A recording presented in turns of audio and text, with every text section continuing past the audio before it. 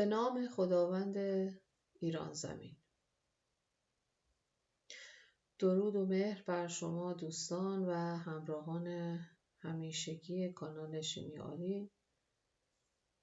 امیدوارم حال دلتون خوب باشه. هرکنم میدونم حال دل هیچ کدوم از ما خوب نیست به خاطر اتفاقاتی که افتاده. امیدوارم خودتون و خانواده‌تون سلامت باشید. این روزها هم میگذره و دوباره نمیدونم کی، ولی امیدوارم به زودی شادی به دلهای همه ما ایرانی ها برگرد. خب، در جلسه گذشته گفتیم در محیط های اسیدی حمله نوکلئوفیل به کربنی که ازدحام فضاییش بیشتر و در محیط های بازی و در حضور نوکلئوفیل های آنیونی حمله از سمتی انجام میشه که ازدحام فضایی کمتر. جلسه امروز یک روش برای آنتی هیدروکسیل دار کردن آلکن ها و بعد حلقه گشایی اونها در محیط بازی و یا اسیدی رو براتون توضیح میدم. آنتی هیدروکسیل دار کردن یعنی اینکه دو تا گروه OH نسبت به هم در موقعیت آنتی قرار بگیرن. همین اتفاقی که در این مثال افتاده، یک گروه OH جلوی صفحه است و یک گروه OH مثل این گروه OH آبی رنگ پشت صفحه قرار گرفته. توی آلکن ها این واکنش رو داشتیم بچه‌ها. اونجا هم توضیح دادیم. البته اونجا سیس آلکیل دار کردن بود. حالا اگر بخوایم این آلکن اولیه رو ازش برسیم به محصول سیس، یعنی دوتا OH در یک سمت باشن، گفتیم در آلکن ها با استفاده از اسمیوم تتراکسید این کار رو انجام میدادیم. ولی اگه بخوایم به این فرم ترانس برسیم، یعنی OH ها مثل این شکل در سمت جلو و پشت صفحه قرار بگیرن، باید از مسیر اپوکسید عبور کنیم.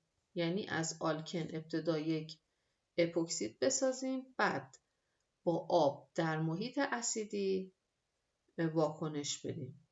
برای تولید اپوکسید هم که گفتیم، اگه خاطرتون باشه، پر اسید لازم داریم. به این نیاز داریم، به پر اسید.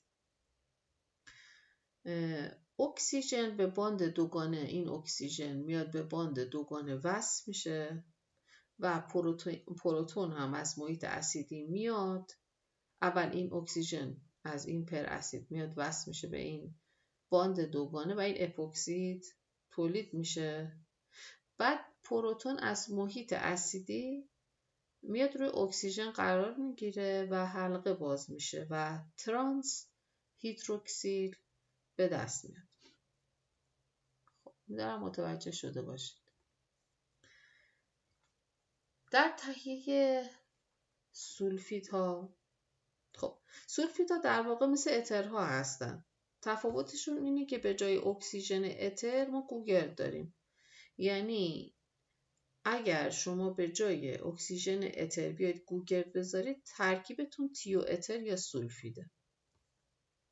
یکی از راه‌هایی که برای تهیه تیو اترها یا سولفیدها وجود داره اینه که شما از یون آلکانتیولات استفاده کنید. یعنی RS منفی. توی پرانتز هم بگم که میدونید که تیول RSH هستش که اگر بار منفی بگیره میشه RS منفی که همین تیولاته. اگر شما یون تیولات یا RS منفی رو با یک آلکیل هالید وارد واکنش کنید، یک واکنش SN2 انجام میشه. این گوگرد حمله میکنه به این کربن و هالید یا این X خارج میشه و RS آرپیرین به دست میاد و NA هم با X یا همون هالوژن تولید میشه. پس یکی از روش‌های تولید سولفیدها استفاده از آلکانتیولات‌ها با آلکیل هالید.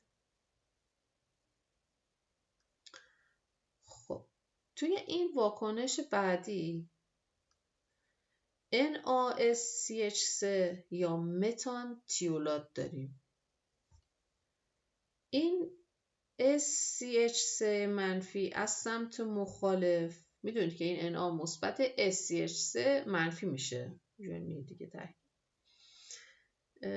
این SCH3 که منفی هم هست از سمت مخالف به کربنی حمله میکنه که روش کلور قرار گرفته، یعنی میاد به این کربن حمله میکنه و کلور به عنوان گروه ترک کننده خارج میشه و در محصول میبینید که S جانشین اون کلور شده و کلور هم با Na تشکیل NaCl میده که البته اینجا ننوشته. پس برای تهیه سولفیدها لازمه که آلکانتیولات با یک آلکیل هالید وارد واکنش بشه. در واکنش SN2 همونطوری که میدونید آلکیل هالید باید نوع اول باشه و یا نوع دوم باشه تا واکنش SN2 انجام بشه. اینا هم نکته بود که باید تکرار میکردیم. آلکیل هالید اون پس باید یا نوع اول باشه یا نوع دوم تا واکنش SN2 انجام بشه. اما اکسایش سولفیدها، قبلا اکسایش تیول ها رو گفتیم و گفتیم که در اکسایش تیول یعنی RSH که مشابه الکل یعنی مشابه ROH، اکسایش روی گوگرد انجام میشه. ببینید این خط آخر توجه کنید.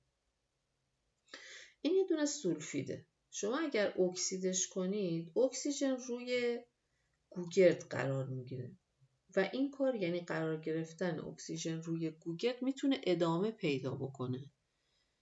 به این محصول اولی ببینید یه دونه اکسیژن قرار گرفته، در این محصول اولی یه دونه اکسیژن روش قرار گرفته، بهش سولفوکسید میگیم. به این اولی که یه دونه اکسیژن داره سولفوکسید میگیم. حالا اگر اکسایش ادامه پیدا بکنه، یعنی اکسایش بیشتر انجام بشه و 2 تا اکسیژن روی گوگرد قرار بگیره، مثل این آخری، بهش سولفون میگیم. پس اگه 2 تا اکسیژن باشه 2 تا اکسیژن میان روی گوگرد قرار میگیرن و بهش سولفون میگیم.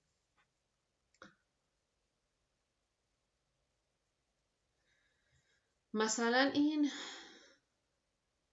این متیل فنیل سولفیده، یعنی به گوگرد یک گروه متیل و یک حلقه فنیل متصله. اگر با یک اکسنده ای مثل سدیم متاپریودات وارد واکنش بشه،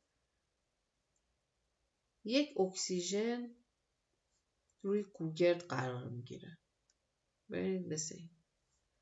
و این سولفوکسید تولید میشه و میشه متیل فنیل سولفوکسید. و این محصول دیگه‌مون هم میشه سدیم یودات. این بچه ها این 4 اشتباه تایپ شده، این باید 3 باشه. شما اینو تصحیح بفرمایید. یعنی باید میشده NaOO3. اینجا به اشتباه 4. خب. یکی دیگه از عوامل اکسند H2O2 یا آب اکسیژن هست. توی این واکنش 2 مول آب اکسیژن استفاده شده. به همین خاطر 2 تا اکسیژن به این محصول توی این محصول می‌بینید اضافه شده به گوگرد. این ترکیبمون فنیل وینیل سولفیده. میدونید که این گروه وینیله، این گروه وینیله، یعنی CH باند دوگانه CH2 بهش میگن گروه وینیل.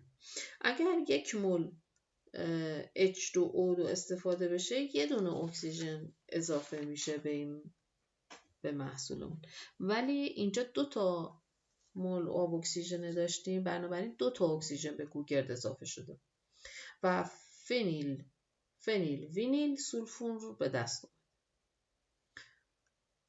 خب واکنش دیگه ای که سولفیدها انجام میدن آلکیلدار شدنه. بچه‌ها چون کوگرد در سولفیدها 2 جفت الکترون ناپیوندی داره و راحت‌تر از اکسیژن هم الکترون از دست میده، نوکلئوفیل قوی تریه. در سولفیدها کوگرد به عنوان نوکلئوفیل قوی حمله میکنه به این آرزگوند یا آلکیل و X به عنوان گروه ترک کننده خارج میشه و این آرزگوندمون وصل میشه به کوگرد و یون سولفونیوم آیون تشکیل میده. بهش واکنش آلکیلدار کردن سولفیدها میگیم. به این واکنش آلکیلدار کردن سولفیدها میگیم.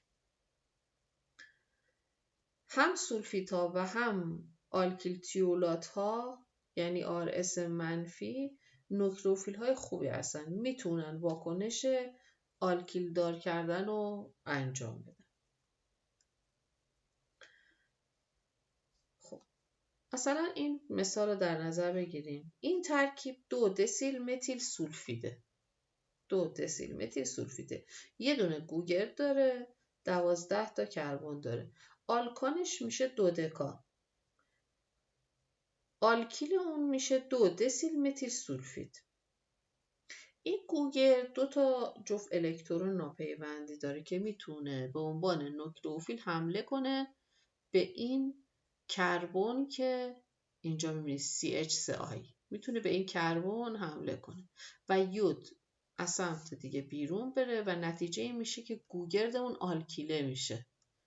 ببینید اینجا کوگرد آلکیله شده. چون کوگرد حمله کرده بار مثبت پیدا میکنه و متصل میشه به CH3 و آی منفی به عنوان گروه ترک کننده خارج میشه و نمک سولفونیوم به دست میاد.